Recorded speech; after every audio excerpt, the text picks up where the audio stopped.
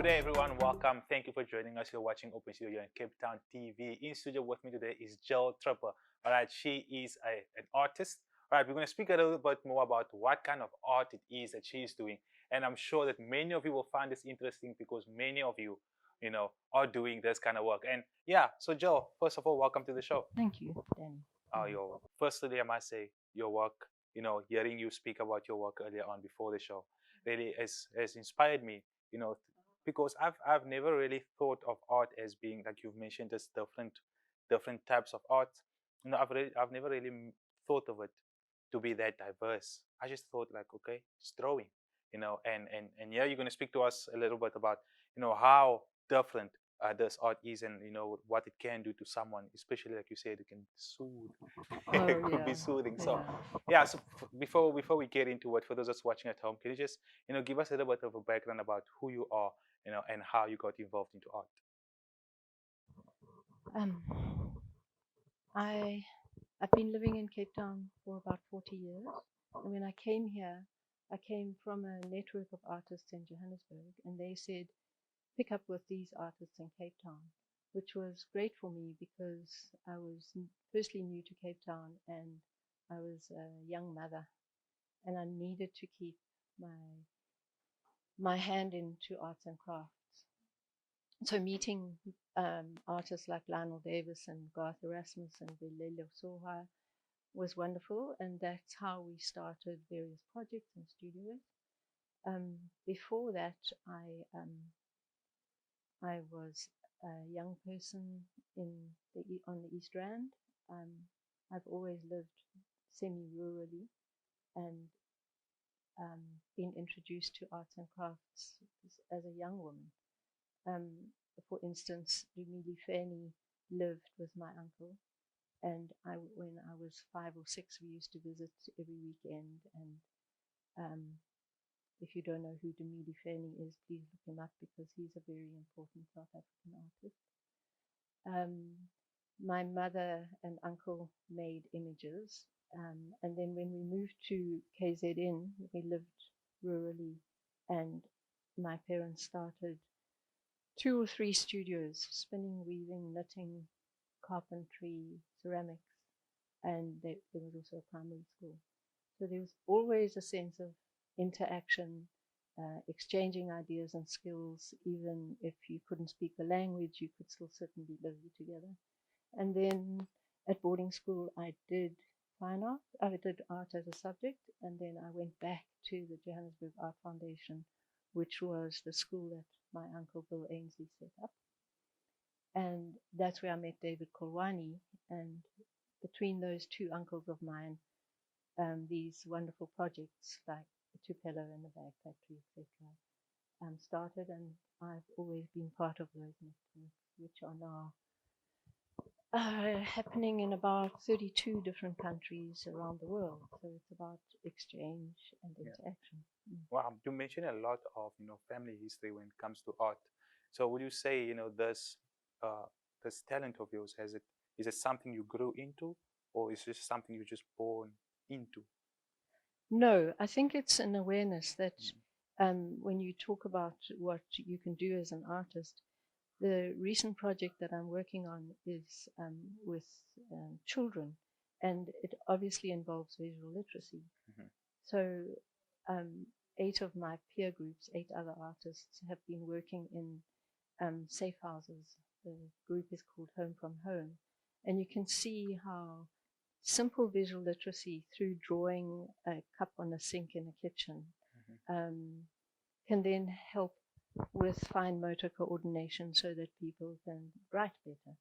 And also listening to their stories, then reading books and imagining. So it's the imagination and the empathy between what's happening from the teacher or artist and whoever's practicing whatever they're doing, cutting out magazines and sticking on.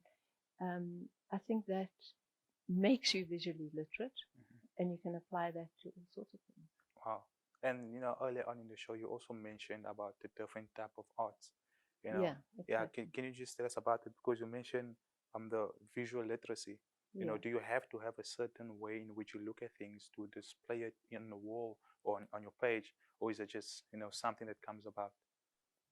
Yeah, so I think that there are various sort of institutions that have very fixed ideas, but the approach that I've always used is the one of interaction. And so when I see that somebody is more design orientated or prefers to color in and cut out, and then they can take that into graphic design, for instance, which then leads into all sorts of other career opportunities. Yeah. Or when people are more tactile, they can go into fabric painting, making t-shirts, designing tablecloths.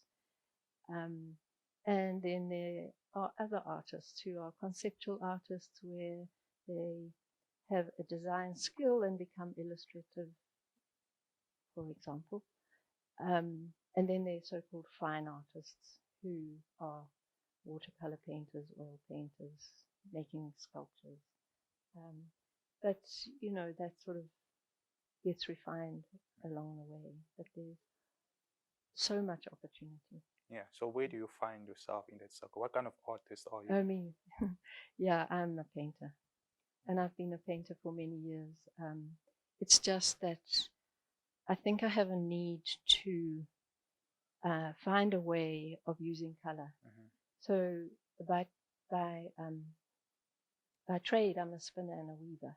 Okay. So I have that trade in order to have or it used to be when I was a student, that was my income producing activity. But I always wanted to paint. And when I was weaving, I could dye the threads and weave the colors into fabric.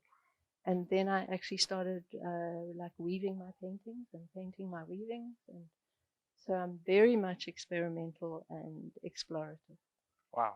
So then you mentioned also about the project that you were doing. So, you know, working with kids, you know, how has that shaped you to become a better painter that you are? Because are we going to stop soon? Oh no, it's okay. All right, we're going to take a short break. With that, keep that thought in mind when we come back. We'll continue with that. So for those that's watching at home, guys, do not go anywhere. We'll be back with Jill right after this.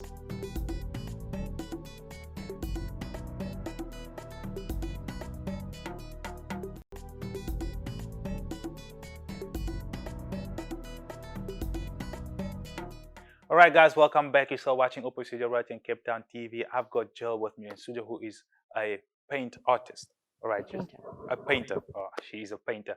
All right, Jill, like we mentioned earlier on in the show, we spoke a little bit about your background, you know, where you grew up, and also what has inspired you to become an artist, you know, a painter.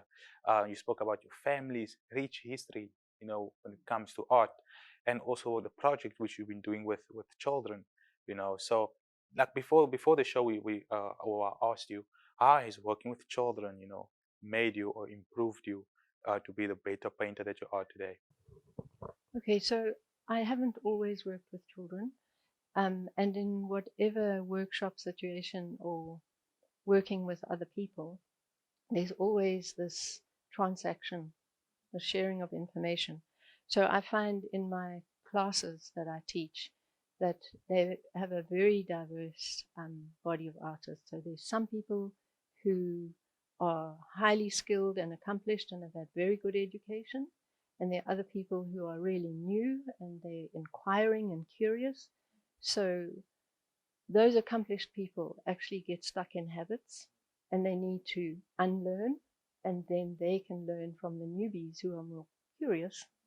Whereas the new people who are curious can go and say, how did you do that? How do you work with charcoal? How do you work with watercolor? So basically what I do is just encourage people to have those conversations in order to build their skills, which then... Oh, so tell me about the projects that you've been doing, you know, within the areas, especially one that I read you've been very involved in the inside B, you know, at the... Okay, so when I came to Cape Town, I linked in with a physiotherapist who was working in the Pilani clinics. And so we started making wooden frame looms and getting the offcuts off the dumps and weaving mats with the mothers who brought their children into the clinic. And that's a fantastic project which is ongoing. And then because some of them weren't very strong, some of the mothers and even the children, I thought we should use paper mache. So we started making paper mache things, and that was encouraged by a young American priest, and that project's turned into Wolanani, which is another wonderful project. And also then visiting homes, we encouraged people to do the interiors of their homes, to cut out from magazines or collect newspapers or use found materials to put images out there which stimulates your eyes, your hands, your brain. So it's always been a sort of creative way. And then working with graffiti artists and spray cans. But it always needs to be a two-way process, so that we're sharing skills and ideas. Wow.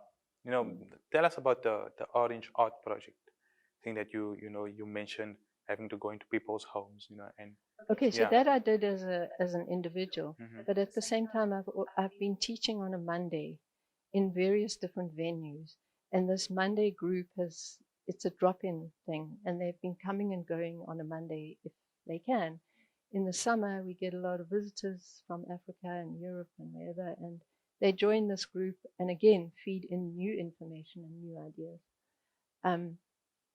So the Orange Art Group recently helped me to start the Orange Art Project, which happened during COVID. So that little bit of money from this Orange Art Group, then I was starting to work via WhatsApp in 3 different safe houses. Each safe house had 6 to 8 kids. And during COVID, what I was worried about were those mothers sitting alone, doing what do you do with the children? They can't go to school, they can't get their school lunch. So I started WhatsApping them, and they then learned how to use the camera on their cell phone and send the pictures back, and I talked to them.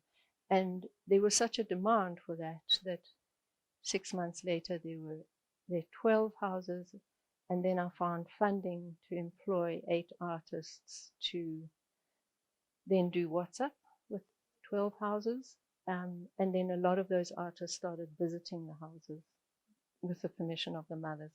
So the exhibition that's on at Spin Street at the moment until Saturday, there are 347 artworks made by about 65 children, and we managed to put them into this beautiful gallery at Spin Street, and bringing all the children in to see their work on the wall has just been a huge learning experience, and people have bought so many of them, which is great because we'll just put the money back into the project.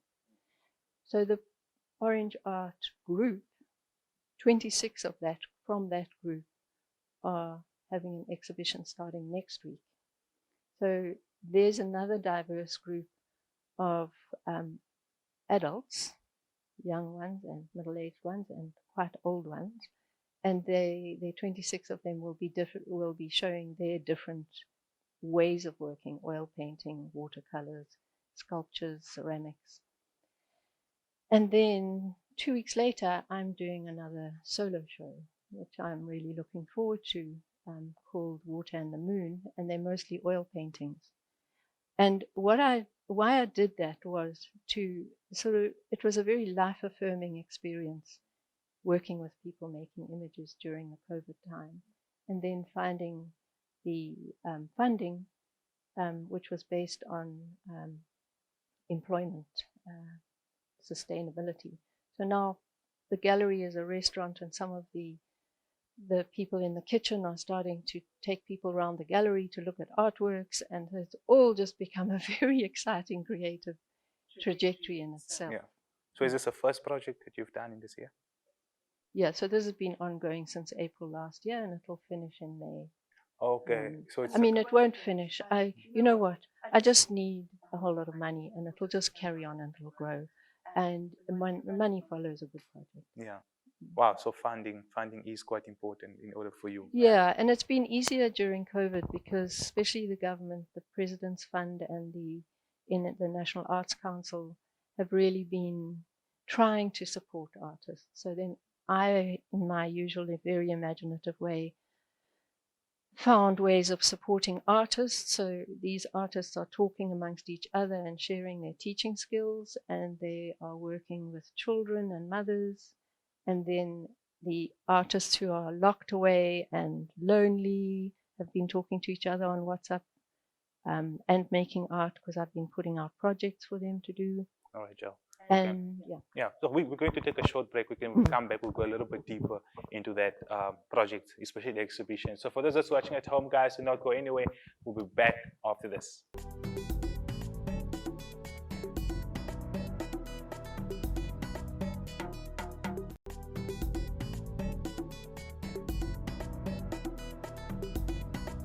Right, guys, welcome back. You still tuned in on Cape Town TV watching Open Studio. I've got Jill with me in studio, who is a painter, and she's an art painter, paint arter. I'm just teasing. So, Jill, again, it's a pleasure having you on set with us today. And you just open our minds now to various forms of painting and how really art helps children develop. And you mentioned about the motor skills. fine motor coordination. Fine motor coordination skills, and as well as social skills that Absolutely. you brought. So just to continue with our conversation, you say that there is an exhibition or a project that's happening right now, which took place since April last year, and is going on up until May this year, which is or was during the pandemic or the heart of the pandemic. And you mentioned how lack of funding has also played its part, in this project not really being as you would have wanted it to be. Oh no. I think you misunderstood. Okay. So there's always a way forward to be making art with people. Yeah. But then when I saw these funding opportunities that were put out by the government, I clicked in and thought how the project would fit into that funding. Okay. And the funders responded. So that was hugely encouraging. So we could get data and materials and pay per diem to kind of put petrol in the car to make it move. And it's just kept on moving. So then the second lot of funding came for these 3 exhibitions to employ people. So we're employing artists and framers, we're employing gallerists, and and as I said, the restaurant people, just to keep things going. So all that funding will come to an end at the end of March, but the projects will be ongoing one way or another. And yeah, I don't like to become funding dependent, because the visual arts are. We kick-started a project through the Tupelo workshops. We did one at Falkenberg Hospital, and from there, the occupational therapy department set aside a studio for people, inpatients and outpatients, to come and work in with an artist. And now their craft is there, and that's been going for about 20 years. Wow. So it's just like, people respond, and you just need to respond to the needs of where. Well, I suppose that's what my eyes do. I keep my antennae out there. I mean, you really notice things, when you come into a room. I noticed that about you. You really notice things. You pay close attention to things. Yeah, it's just also a skill you developed as you grew with art.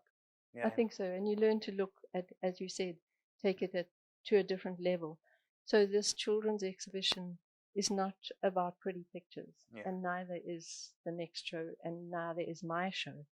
I'm very surprised at the lightness in all of them, especially because we are in a very challenging, unsettling time.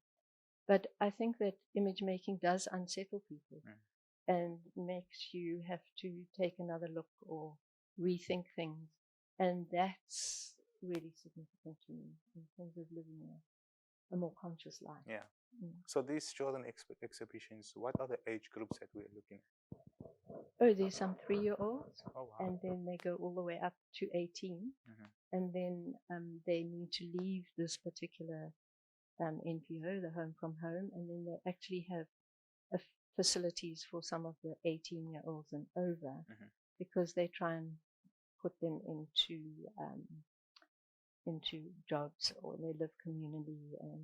So yeah, they're hugely challenged children. So the interesting thing for the artists and facilitating the artists working with people who have either been orphaned or abandoned or have other challenges, it's made us all think about how do we bring the strengths of those children or people into play and therefore grow confidence, which is again about social cohesion, building a better society. Sounds like your projects and exhibitions so far has been quite successful, and they have responded well to it, especially the community. Absolutely. So what are your future plans, with regards to the exhibition? Because you mentioned that the funds right now, you don't need the funds right now, or we will. things can go with or without it. And so looking into the future, what are your future projects? So the thread through it all is that I'm a practicing artist, and I feel that I need to keep that going. Then secondly is teaching. Not that I'm a teacher, but more a facilitator. And then thirdly, to extend into communities and projects that have not been exposed to, as I say, visual literacy or even art making. So the exciting thing was with the children's project, I sort of took for granted that people knew what an exhibition was. And not many people do know that. And so I've had to backthink and try and explain what an exhibition is and why you need to gather and come and look at images. What will you read? What will you be able to tell me about certain images? That takes it to a different level other than, oh, that's a nice picture. Or, as you said, how do you like my green wall? So, if there's anybody out there that wants to be part of the exhibition, wants to find you, or even just come and see what you're all about, how can they do so, and how can they get a hold of you? So the exhibitions are at number 6 Spin Street in Church Square in Cape Town. And my exhibition will close mid-April. And until then, it'll be a very interactive space, and you're welcome to visit the gallery or give me a call or look at my website. Okay. What is your website? jilltrappler.co.za. Oh, just jilltrappler.co.za. All right. So thank you very much, Jill. Thank you for coming to the show today and speaking to us and really giving us insight as to what art is all about. It's more than just drawing. It's more than just drawing, and you really made it clear for us. So I thank you for that. And for those that's watching at home, I hope that you learned something new today, that you could take whatever Jill said. And if you're an artist out there, and you just want to get out there and do your thing, then go for it. Do it. You don't really need to be a certain there are places to go, like the Peter Clark, and there's a wonderful education project in Leidsmacher Museum. Oh wow. There you have it, guys. So go out there, do your best, and become the best version of yourself. So thank you so much for being part of the show today. Thank you, Jill, for coming through today's show. Guys, till next time. Bye-bye.